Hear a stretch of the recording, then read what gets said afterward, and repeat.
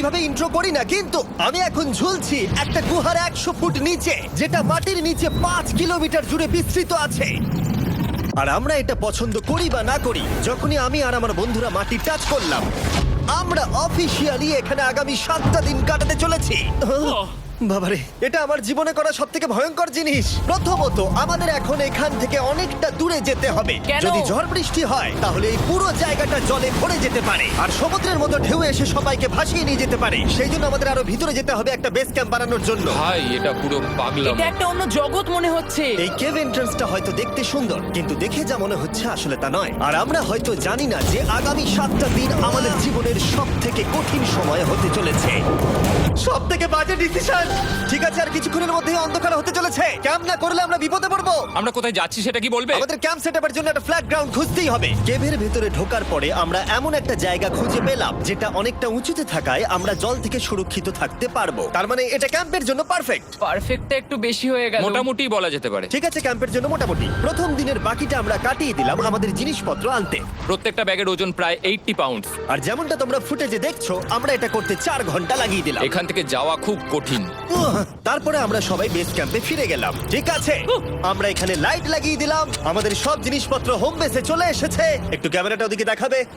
ওদিকটা কিন্তু ভয়ানক অন্ধকার, আর সবসময় এরকমই থাকবে। তাই আমরা ক্যাম্পিং গ্রাউন্ডের জন্য খুব বেশি কিছু করতে পারলাম না। কটা ফুটো করে দড়ি টাঙিয়ে দিলাম। এটা ধরো আর ওঠো দেখি। মনে হচ্ছে আমাদের হ্যামকগুলো ভালোই সাপোর্ট পাবে। আর তারপরে আমাদের সার্ভাইভাল গাইড জোয়ের সাহায্যে আমরা হ্যামক টাঙালাম। এই সরু দড়িটা আমার হ্যামকটাকে ধরে রাখবে। হ্যাঁ, ডিনার খেয়ে আমরা প্রথম রাত্রি ঠান্ডার জন্য তৈরি হলাম। আমি মিথ্যে কথা বলবো না, আমি যতটা ভেবেছিলাম তার থেকে এই হ্যামকটা অনেক বেশি কমফোর্টেবল। এই আমি তো আমার চমকেই হাতটা তো গেছিলাম। বড় কেন ভাই? এই কেভটা 2.5 কিলোমিটার ডিপ, আর আমরা এখন এন্ট্রান্সের কাছেই ক্যাম্পিং করছি। কাল আমরা অনেক কিছু এক্সপ্লোর করব। তোমরা কেমন ঘুমালে? ভয়ঙ্কর। ঘুমই হয়নি। এটা সত্যি একটা অস্বস্তিকর পরিবেশ। কেবের উপর থেকে অনবরত আমাদের উপরে জল পড়েই যাচ্ছিল, তাই উপরে একটা প্লাস্টিক চাপালাম, কিন্তু তাও আমাদের হ্যামকের উপরে জল পড়েই যাচ্ছিল। একটা আইডিয়া আছে, চলো শেল্টারগুলোকে ভালোভাবে তৈরি করি। আমার মনে হয় এই প্লাস্টিকগুলোকে জুড়ে দিলে আর জল পড়বে না। বাহ, তুমি তো জিনিয়াস। আমি শুধু একজন ইউটিউবারই নয়, ঠিক আছে? আমার হ্যামকটা এটার উপরে ঝুলছিল। মানে দেখো, আমি আরেকটু হলে হ্যামক থেকে নেমে পড়ে যেতাম। আর আমরা সেই সময় এটা বুঝতেই পারিনি যে এই গর্তটা প্রায় 40 ফুট গভীর। তাই যখন আমি আর শন প্লাস্টিকগুলোকে জুড়ছিলাম, তখন ম্যাক আর কার্ল এই গর্তটা কতটা ভয়ঙ্কর সেটা দেখতে গেল। আমার হ্যামকটা দেখতে পাচ্ছো? ওখানে আমি ঘুমোচ্ছিলাম। এদিকটা দেখো। আর যেহেতু এই কেভে সব একই রকম দেখতে, তাই আমাদেরকে ফলো করা অনেকটাই কঠিন ছিল। এই ম্যাপে তোমরা আমাদের হোম বেস দেখতে পারবে, আর দেখতে পারবে ওরা ওখান থেকে কত দূর হ্যাঁ, যাচ্ছে। এটা তো খুবই ভয়ঙ্কর। ভাই এটা পাগলামো। আর যখন ছেলেরা র্যান্ডমলি এক্সপ্লোর করছিল, তখন আমি আর শন ক্যাম্পে কাজ করছিলাম। এই স্লিপিং ব্যাগটা এখানে কেন পড়ে? কারণ এটার থেকে পিয়ের গন্ধ বেরোচ্ছে। ইয়া, এটার থেকে শেখা উচিত স্লিপিং ব্যাগ ভাড়া নিতে নেই।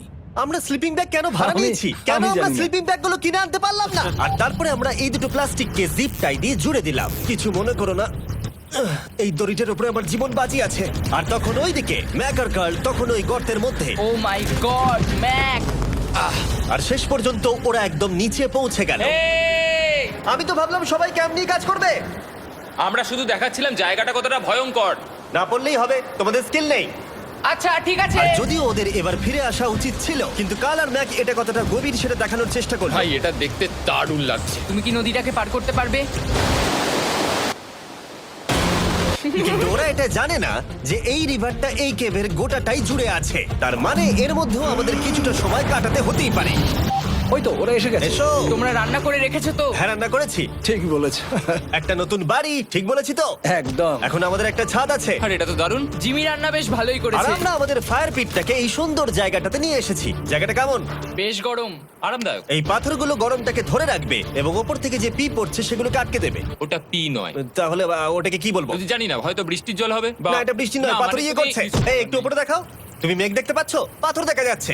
এটা বৃষ্টি নয়, রক পি। Rock P. ঠিক আছে, রক পি। ঠিক আছে, এটা রক পি। আর একটা শুকনো রাত ঘুমিয়ে কাটাবার পরে আমরা ঠিক করলাম জো আমাদের সার্ভাইভাল এক্সপার্ট, তাকে নিয়ে আমরা কেভের শেষ প্রান্ত অব্দি যাব।